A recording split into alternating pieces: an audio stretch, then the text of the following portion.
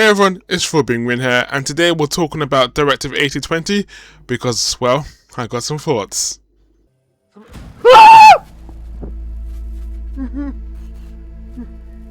Okay. Okay. Well, I don't think Sims is gonna pop up here. I hope.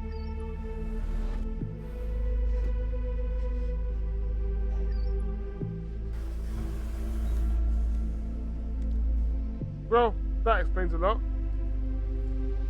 Jesus. What the fuck? What the hell was that? Yeah, you almost We took my... cannot go in there. It goes against every scientific protocol I know. That was alien, right? Why on earth is the blonde white lady? We need to grab a sample. I saw enough. Whoa! What am I Definitely watching? organic, possibly hazardous. Maybe even infectious. OPP Section 4, Paragraph 13. Any potential extraterrestrial substance That's should not be... your decision to make. This is a once-in-a-lifetime opportunity. I think it's for the love. And I'm a science officer on this ship. I'm telling you, I fell in love with Anders and Cooper. I genuinely love their friendship, and the little handshake they do. Oh man, I absolutely love that handshake. Like I said, I want to start with the characters. I loved every character, and the fact that I hated some of the characters is the reason why I love those characters. I was hooked. Elise, I wanted to save Elise no matter what. That voice actress, 10 out of 10. Anders, 10 out of 10. Cooper, 10 out of 10. Young, but those are the main three characters I liked, and the main three I wanted to see survive. Unfortunately, in my playthrough, I lost Elise. I genuinely was heartbroken that I lost Elise. You'll see it now, and oh my god, that generally broke my heart because I made a statement saying I was going to keep her alive no matter what. But nonetheless, the characters in this game, they're not where my faults lie with this game, because honestly, I fell in love with them, I like them, and I think the relationship that they all have between each other really blossomed in this game, which makes me think that they are actually really developing as writers when it comes to character development and how characters interact and how we the players see these characters. And I quite enjoy that aspect that they actually do. Jump scares. We're going to jump scares. All I'm saying is this game got me a good few times, and this game got me good. That clip on the camera, that was genuine fear. I have never been that scared before in one of these games. I was like, oh my god, that got me really well. I would say this is where my thoughts become mixed on this. This is where the I have some thoughts parts really comes to fruition. That scare got me good. Some other scares got me quite good as well. But for the most part, I found this a bit slow, and why does my scare factor kind of dipped a bit? I'm like, right, I kind of want to get to the next scare because I'm going too slow. And partly my fault because I'm a scaredy cat and I'm crouching. Partly my fault.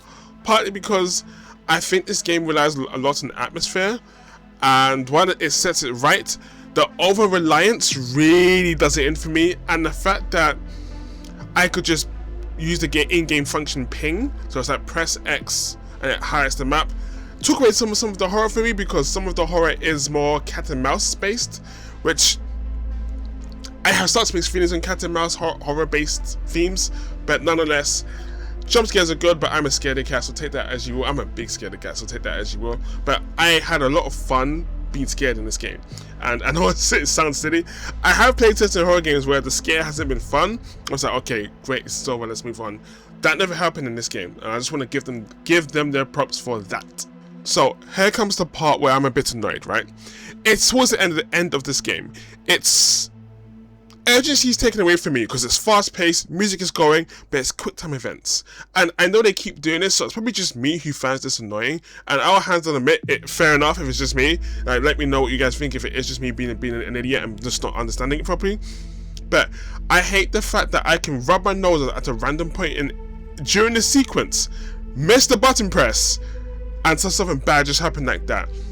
I want it to be left or right, up, down, something like that, where I get to place the character for more than 30 seconds towards 2 minutes. Like a 5-minute section of me going, right, I'm playing as Young, I'm running, there's an obstacle in my way, I have to jump over, that's the quick time event.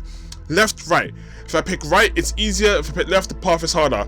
If I go up, down, up and around, or underneath and over. Something like that I would love to have, but it's more of a situation where it's just simply press a button, switch to Anders, press 2 buttons, switch to Sinan, press a certain button, switch over, press this, switch over.